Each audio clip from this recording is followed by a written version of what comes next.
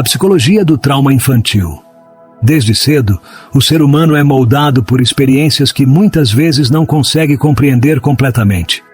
O trauma infantil não é apenas um evento isolado, mas uma ferida que se infiltra na psique e se esconde nas sombras da mente. Carl Jung acreditava que tudo o que reprimimos na infância não desaparece. Pelo contrário, se aloja no inconsciente e influencia nosso comportamento na vida adulta. Pense em uma criança que cresceu em um ambiente onde expressar emoções era visto como fraqueza. Essa criança, ao se tornar adulta, pode desenvolver dificuldades para se conectar emocionalmente, sem entender que essa barreira foi construída muito antes de ela ter consciência disso. O impacto psicológico do trauma infantil pode ser comparado a uma tinta invisível que mancha todas as áreas da vida sem que a pessoa perceba. Muitas inseguranças, medos irracionais e padrões de comportamento autodestrutivos surgem de experiências que foram enterradas no passado. Sem integrar essas experiências na consciência, a pessoa continuará sendo governada por elas. Como uma marionete cujos fios são puxados por mãos invisíveis. Por exemplo, alguém que cresceu com pais extremamente críticos pode se tornar um adulto perfeccionista, incapaz de aceitar erros, não por escolha, mas porque aprendeu que errar significa rejeição. A repressão desses recuerdos cria o que Jung chamou de sombra, um conceito central em sua psicologia. A sombra é composta por tudo aquilo que negamos em nós mesmos: dores, desejos, inseguranças, sentimentos proibidos. E quanto mais tentamos ignorá-la, mais forte ela se torna. Você já reparou como algumas pessoas se irritam profundamente com características dos outros que, de alguma forma, refletem aspectos que elas mesmas tentam esconder? Isso acontece porque aquilo que rejeitamos em nós mesmos sempre encontra uma maneira de se manifestar, mesmo que seja projetado nos outros. E não pense que a sombra se limita a grandes traumas. Pequenas feridas, como a sensação de não ter sido ouvido na infância, podem gerar padrões duradouros. Quantas pessoas passam a vida buscando validação, tentando ser aceitas de todas as formas possíveis, sem perceber que esse desejo vem de uma carência antiga? Carl Jung dizia que só nos tornamos completos quando olhamos para dentro e enfrentamos aquilo que nos atormenta. Mas como fazer isso? Como começar a ver algo que esteve oculto por tanto tempo? Curiosamente, a vida sempre dá pistas. Nossas reações emocionais mais intensas, nossos padrões repetitivos, nossos medos sem explicação aparente. Tudo isso são sinais de que algo enterrado precisa vir à tona. Quem nunca se surpreendeu reagindo de forma exagerada a uma situação simples? Às vezes, um simples comentário pode ativar um gatilho emocional que nos leva a agir de maneira desproporcional. Isso não é aleatório. São traumas da infância que ainda vivem dentro de nós, esperando ser reconhecidos. Mas o problema é que a maioria das pessoas evita esse processo. Olhar para a própria sombra exige coragem. Significa admitir que alguns dos dolores que carregamos não foram causados apenas pelo mundo exterior, mas também perpetuados por nós mesmos ao longo da vida. E essa constatação pode ser desconfortável. No entanto, Jung acreditava que a verdadeira liberdade só chega quando temos a coragem de iluminar o que está na escuridão. E talvez a pergunta que fique é: por onde começar? Uma das formas mais eficazes é a autoobservação. Prestar atenção às emoções que surgem em situações cotidianas, questionar as reações impulsivas e investigar suas origens. Em vez de simplesmente aceitar "eu sou assim", vale a pena se perguntar: por que sou assim? Houve uma experiência específica que moldou esse comportamento? Algo que ouvi repetidamente na infância? Esse tipo de reflexão abre portas para um novo nível de autoconhecimento. E, ao abrir essa porta, um novo mundo se revela. Mas reconhecer a sombra é apenas o primeiro passo. O que vem depois? Como lidar com o que encontramos nas profundezas da psique? Aqui entramos em um dos aspectos mais fascinantes da psicologia de Carl Jung, o papel do inconsciente e os arquétipos que emergem dos traumas. O inconsciente é uma dimensão invisível que governa grande parte das nossas decisões, emoções e comportamentos. Carl Jung foi um dos primeiros a explorar profundamente essa parte oculta da psique, mostrando que há muito mais em nós do que percebemos conscientemente.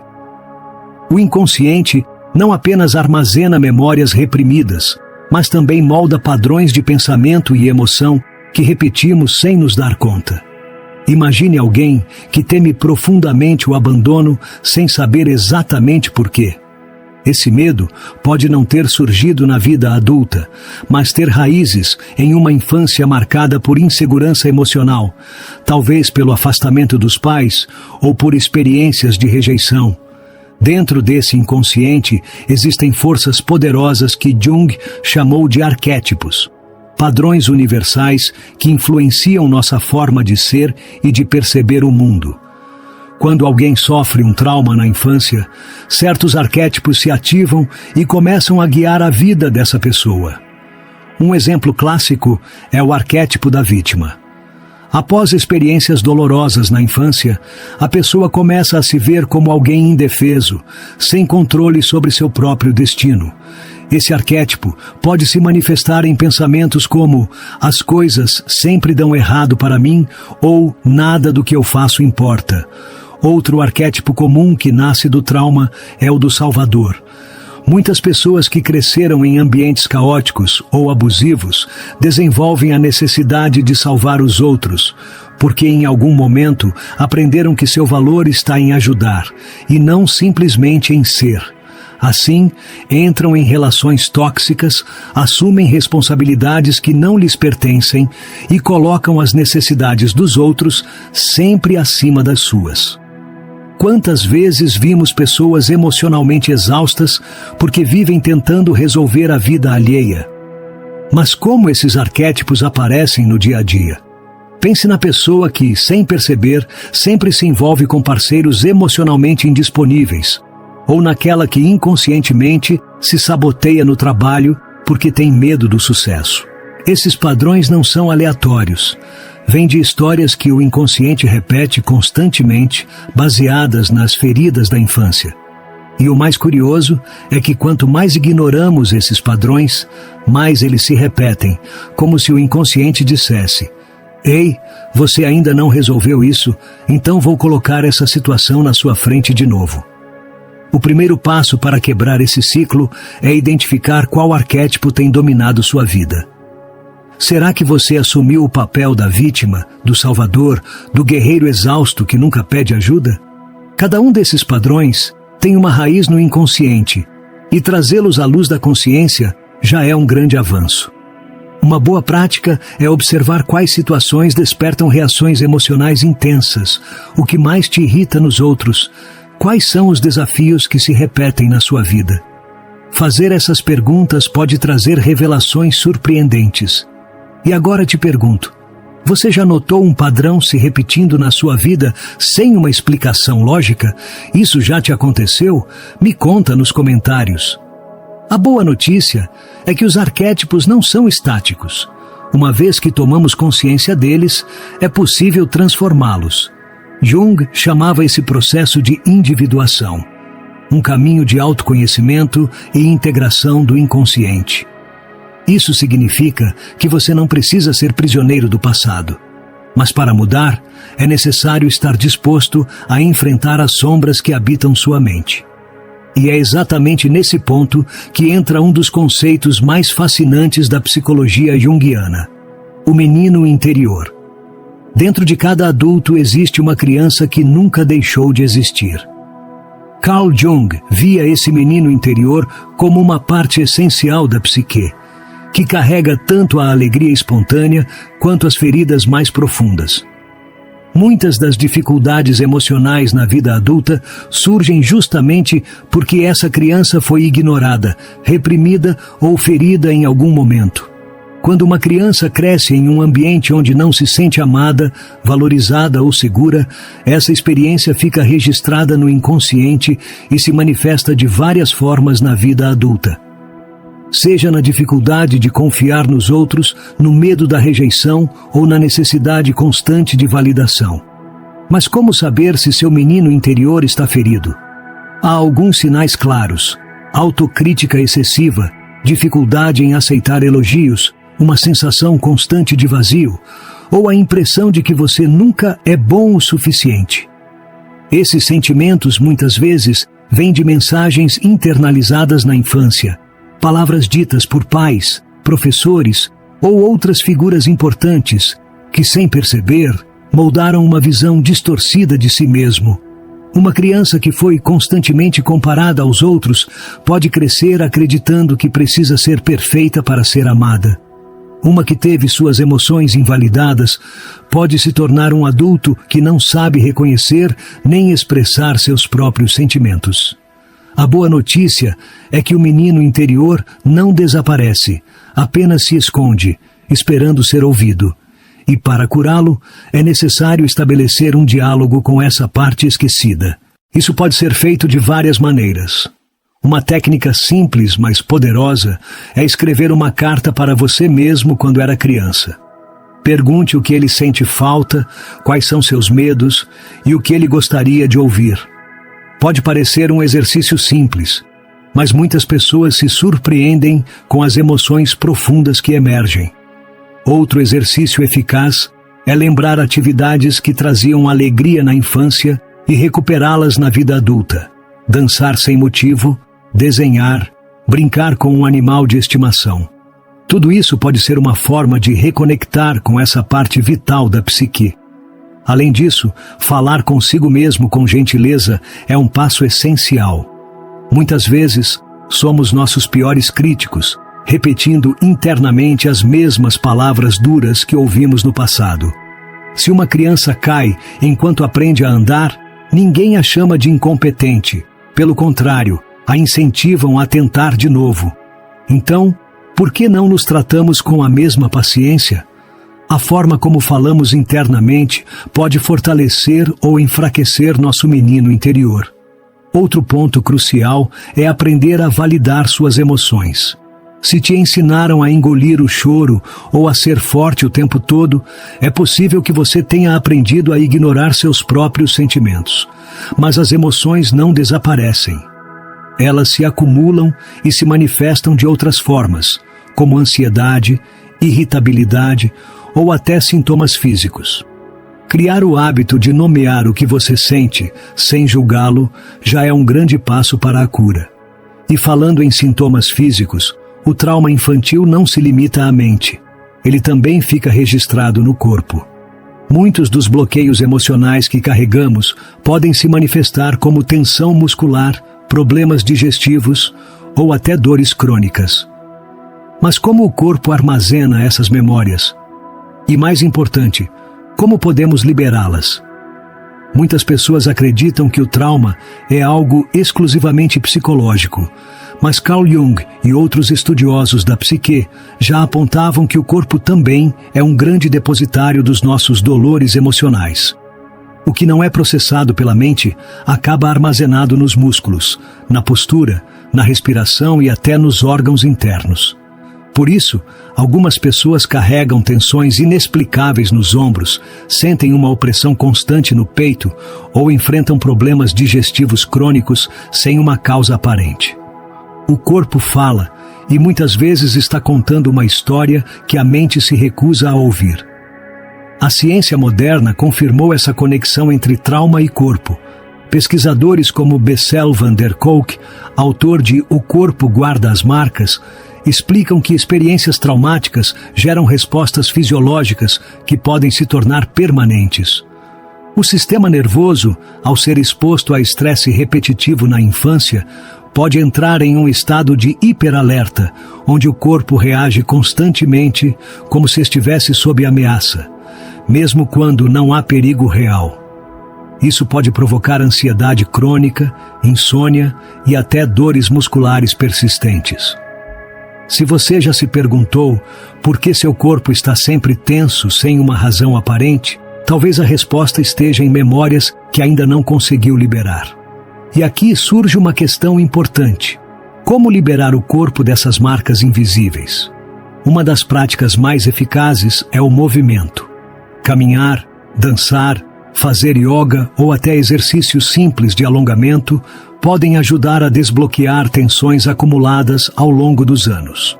O que pode parecer um simples alongamento diário, na verdade, pode estar ajudando a liberar emoções presas desde a infância. Técnicas de respiração também são poderosas, pois ajudam a regular o sistema nervoso e trazer a mente de volta ao presente. Outro enfoque interessante é a terapia somática, que trabalha diretamente com as memórias corporais. Essa terapia se concentra em ajudar o corpo a completar respostas que foram interrompidas no passado. Por exemplo, uma criança que viveu uma experiência de medo intenso pode ter sentido o impulso de correr, mas não conseguiu. Esse impulso fica preso no corpo, gerando ansiedade e tensão anos depois. As terapias corporais permitem que essas respostas naturais finalmente se completem, trazendo alívio tanto emocional quanto físico. E agora te pergunto, você já sentiu que seu corpo carrega tensões que parecem não ter explicação? Às vezes, dores e incômodos podem estar ligados a emoções reprimidas. Você já se identificou com isso? Deixe seu comentário, será um prazer aprender com sua experiência também. Além disso, pequenas mudanças no dia a dia podem ajudar a reconectar corpo e mente. Praticar a respiração consciente por alguns minutos ao acordar, massagear as áreas do corpo que costumam ficar tensas ou até parar um momento para notar como você está sentado, andando ou respirando, já são formas de começar esse processo. Se o corpo é um livro, cada dor ou incômodo é uma página que pode ser lida e compreendida.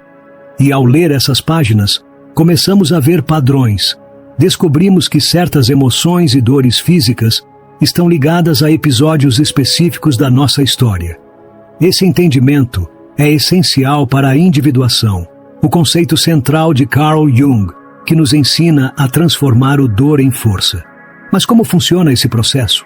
Como podemos integrar nossa sombra, nossos traumas, e nos tornar versões mais completas de nós mesmos? Carl Jung dizia que a individuação é o processo de nos tornarmos quem realmente somos. Um caminho de autodescoberta que exige coragem, porque nos obriga a olhar para dentro e enfrentar tudo o que evitamos. É um processo que não acontece da noite para o dia, mas ao longo de toda a vida. No entanto, poucas pessoas realmente se atrevem a percorrê-lo, porque é muito mais fácil projetar nossas sombras nos outros e culpar o mundo externo pelos nossos conflitos internos. Mas quem não enfrenta suas próprias feridas se torna prisioneiro delas. A individuação é, portanto, um ato de libertação. O primeiro passo nesse processo é a consciência. Jung afirmava que, até que você torne o inconsciente consciente, ele dirigirá sua vida e você o chamará de destino. Muitas pessoas acreditam que estão presas em certas circunstâncias, sem perceber que são seus próprios padrões inconscientes que criam essas situações repetitivas. Você já notou como algumas pessoas sempre terminam nos mesmos tipos de relações tóxicas? Ou como outras parecem estar sempre à beira do fracasso, não importa o quanto tentem avançar? Isso não acontece por acaso. São repetições do inconsciente tentando trazer à tona algo que precisa ser resolvido. Mas como quebrar esses ciclos? Primeiro, é necessário reconhecer quais padrões estão governando sua vida. Faça um exercício. Pense em 3 dificuldades recorrentes que você enfrenta, seja nas relações, no trabalho ou na autoestima. Observe quais situações se repetem. Agora se pergunte: quando na minha infância eu me senti assim pela primeira vez? Essa simples pergunta pode revelar muito sobre a origem dessas dificuldades. Se você sente que nunca é valorizado no trabalho, pode ser que tenha crescido ouvindo que precisava se esforçar ao máximo para ser aceito. Se sempre tem medo de ser abandonado, talvez essa insegurança tenha surgido na infância, quando se sentiu deixado de lado por uma figura de apego. No entanto, identificar a raiz do problema não é suficiente. O próximo passo é a ressignificação. Muitas pessoas passam anos presas em uma narrativa de vítima, culpando os pais, a sociedade ou a sorte pela vida que têm. Mas isso não transforma o dor em força, apenas perpetua o sofrimento. Jung sugeria que a cura acontece quando conseguimos dar um novo significado ao nosso passado. Isso não significa negar o dor ou minimizar o que aconteceu, mas ver essas experiências como parte da nossa construção e não como uma condenação. Para tornar isso mais concreto, pense na metáfora do ferreiro. Quando um metal bruto é colocado no fogo, ele se torna maleável, mas precisa ser moldado com golpes firmes até tomar sua forma final. O mesmo acontece com a psique humana. Os desafios e dores da vida são como esse fogo intenso que nos torna receptivos à transformação. Mas, sem o processo de moldagem, que é a individuação, continuamos sendo apenas matéria bruta, sem definição, sem controle sobre nós mesmos. Outra chave nesse processo é a integração da sombra. Muitas vezes, lutamos contra características que consideramos negativas em nós mesmos. Se nos ensinaram que sentir raiva é ruim, reprimimos essa emoção até que ela exploda de maneira destrutiva. Se aprendemos que mostrar vulnerabilidade é sinal de fraqueza, nos tornamos frios e emocionalmente distantes. Mas Jung ensinava que não devemos eliminar esses aspectos obscuros, e sim integrá-los de maneira consciente. Alguém que sempre reprimiu sua raiva pode descobrir que, quando bem canalizada, essa mesma energia se transforma em assertividade e poder pessoal. Da mesma forma, alguém que teme a vulnerabilidade pode perceber que aceitar suas emoções o torna mais forte, não mais fraco. Além disso, a criatividade tem um papel fundamental nesse processo. Muitas das nossas emoções reprimidas podem ser expressas por meio da arte, da escrita, da música ou até da atividade física. Jung via a arte como uma ponte entre o consciente e o inconsciente. Uma forma de trazer à tona conteúdos internos que não conseguimos acessar apenas com a racionalidade. Se você já sentiu alívio depois de escrever sobre um problema, pintar sem se preocupar com o resultado ou dançar sem pensar no que está fazendo, já experimentou um pouco desse processo de integração. E há um aspecto fascinante nesse caminho. À medida que avançamos na individuação, nos tornamos menos reativos ao mundo externo. Situações que antes nos desestabilizavam começam a ser enfrentadas com mais equilíbrio. Pessoas que costumavam nos tirar do sério deixam de ter esse poder sobre nós. Isso acontece porque, ao integrar nossas próprias sombras, paramos de projetá-las nos outros. É como se antes estivéssemos presos em um teatro, onde todos ao nosso redor eram personagens de um roteiro que nem sabíamos que existia. E de repente nos tornássemos os diretores da nossa própria peça. Isso não significa que o dor desapareça por completo. O passado continua existindo, as marcas emocionais não se apagam. Mas há uma grande diferença entre carregar uma ferida aberta e uma cicatriz. A primeira dói ao menor toque, enquanto a segunda é um lembrete do que já superamos. E esse é o verdadeiro poder da individuação. Transformar as feridas em sabedoria, o dor em crescimento e a sombra em uma fonte de força. Mas há uma área da vida onde a influência do trauma infantil se manifesta com maior intensidade: as relações. Seja com parceiros amorosos, amigos ou até no trabalho, nossas feridas da infância continuam ressoando em nossas interações. Como esse passado molda a forma como nos conectamos com os outros?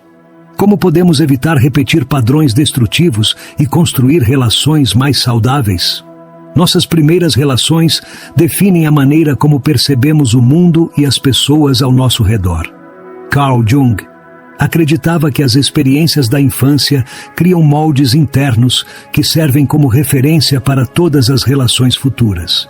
Se uma criança cresce em um ambiente de amor e segurança, provavelmente desenvolverá um apego saudável, confiando nos outros e se sentindo à vontade para expressar suas emoções. Mas se a infância foi marcada por negligência, abuso emocional ou instabilidade, essas experiências podem se tornar padrões destrutivos que se repetem na vida adulta.